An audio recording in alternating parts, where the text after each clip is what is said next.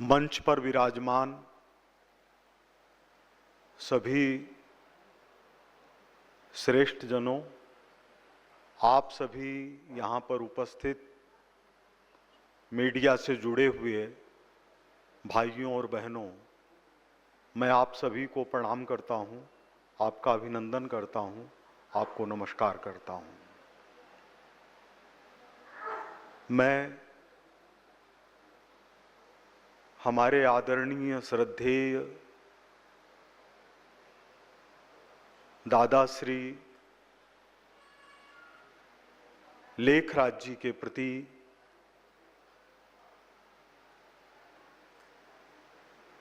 अपना साष्टांग दंडवत और श्रद्धा समर्पित करते हुए उनका पावन स्मरण करता हूँ।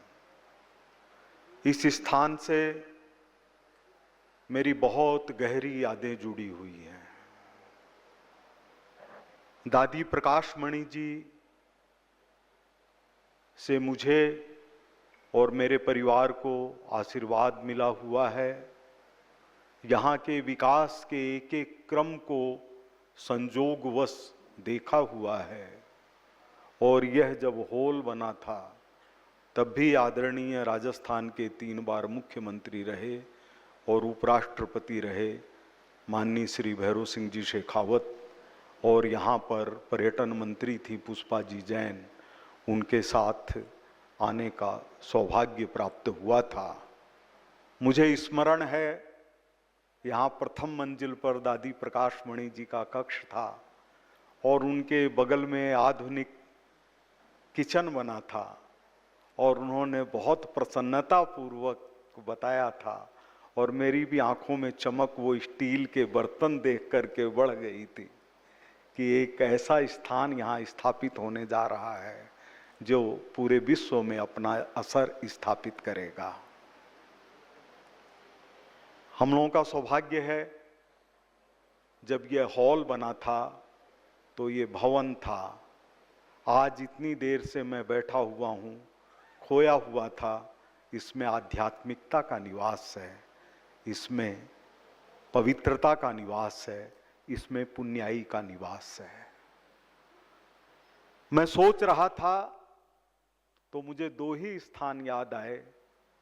एक बार प्रभु की कृपा से सुबह 4 बजे केदारनाथ जी के गर्भगृह में बैठा हुआ था और एक बार कोलकाता में रामकृष्ण परमहंस जी की जो साधना कक्ष है, वहाँ पर ऐसी ही अनुभूति होती है जो यहाँ आकर के अनुभूति होती है। शांति और सद्भाव, वैश्विक शांति और सद्भाव के अग्रदूत के रूप में मीडिया की जो भूमिका है वो हम सब में से किसी से छिपी हुई नहीं है। सब उससे ज़्यादा, मुझसे ज़्यादा जानते हैं। हर एक की अपनी दुनिया है, हर एक अपने परिवार को चलाते हुए श्रेष्ठतम व्यक्तित्व का परिचय देता है। इसलिए जो केवल मार्गदर्शक हैं और जो बड़े हैं, उनके रास्ते के ऊपर चलना, महाजनों येन गतः स पंथा, इसके अलावा हमारे पास और कोई रास्ता नहीं है। मैं 2-3 अनुभव साझा कर सकता हूँ, समय का अभाव है, लेकिन 2-3 अनुभव साझा करना चाहता हूँ। एक तो ये बताने के लिए कि मीडिया की शक्ति क्या है। शांति की तभी जरूरत है जब सामने शक्ति हो, और कितनी शक्ति है। मैं विधायक बनने के बाद किसी पार्टी का सदस्य बना। मैं सोचता था ऐसे व्यक्ति के सामने चुनाव लड़ने का मौका मिले जो बाहुबली हो, जिसके पास धनबल हो और जिसके पास पूरा अर्थ बल हो। और प्रभु ने नाम दाखिल करने के 1 दिन पहले मुझे सूचना मिली कि फलां जगह से चुनाव लड़ना है, और ऐसे व्यक्ति के खिलाफ जो प्रदेश अध्यक्ष स्तर के व्यक्ति को पिछली बार 20,000 वोटों से पराजित कर चुका था। तो केवल प्रभु की कृपा थी, भगवान का आशीर्वाद था कि जब मुझे कहा गया कि सिविल लाइन से टिकट चुनाव लड़ना है तो मैंने कहा 25,000 वोटों से पराजित करूंगा।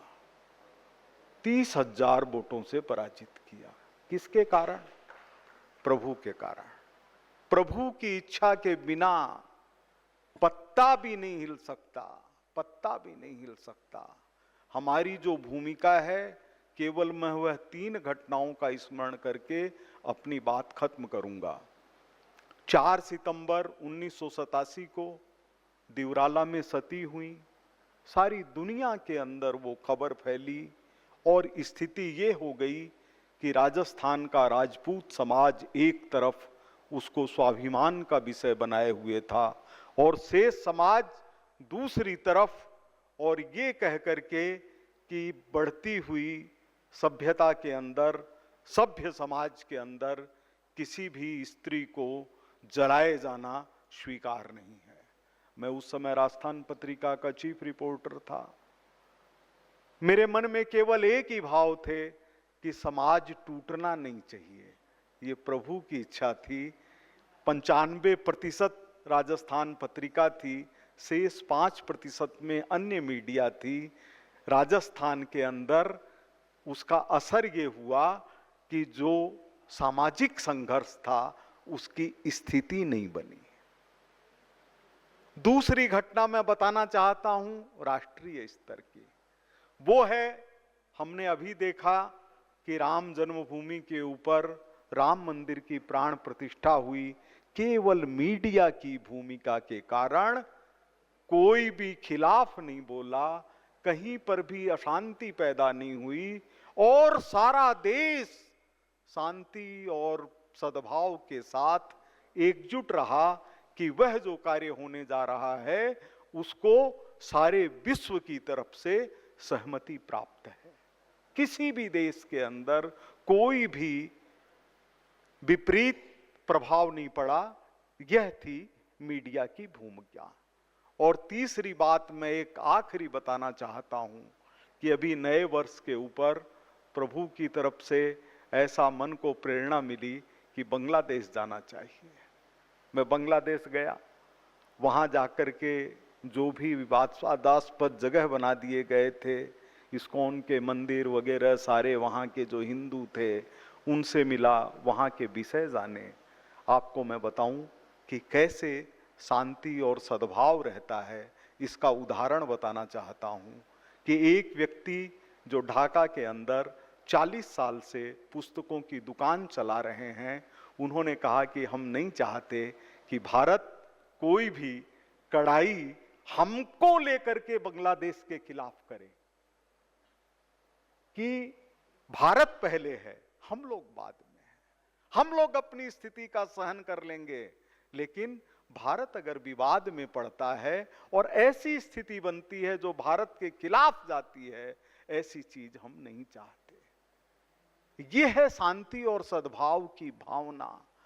जहां जर्रे जर्रे के ऊपर भय का माहौल है, दहशत का माहौल है, वहां पर अगर व्यक्ति यह सोच रहा है कि नहीं, ऐसा कोई काम नहीं होना चाहिए जो कि भारत की स्थिति के खिलाफ जाती हो।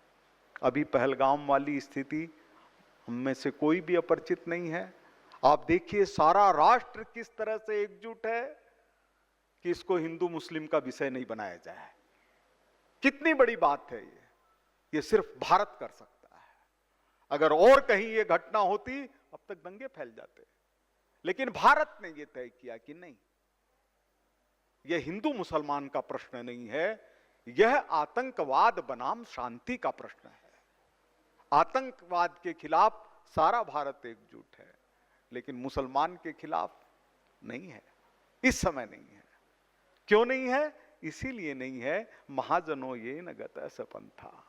हमको यही प्रेरणा मिली हुई है कि नहीं, ऐसा कोई कार्य नहीं होना चाहिए जो सृष्टि के खिलाफ जाता हो, जो सृष्टि की शांति के खिलाफ जाता हो। सृष्टि सिमट रही है, हम लोग महसूस करें, सृष्टि सिमट रही है। हमारे ऊपर जो जिम्मेदारी है, 84 लाख योनियों के बाद में मनुष्य योनि प्राप्त होती है, ये हमने सुना है।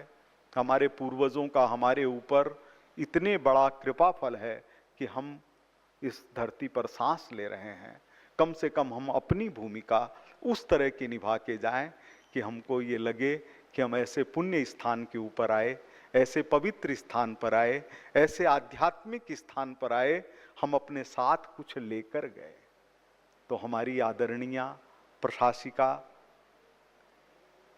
मोहिनी जी, राजयोगिनी मोहिनी जी, अभी राजयोगिनी सुदेश जी हमारे बीच में थी, हमारे अन्य सभी जिन्होंने अपना जीवन समर्पित किया हुआ है, एक बार पुनः मैं हमारी दादी प्रकाशमणि जी जो करुणा की मूर्ति थी उनको याद करते हुए अपनी बात समाप्त करता हूँ। आपको प्रणाम करता हूँ।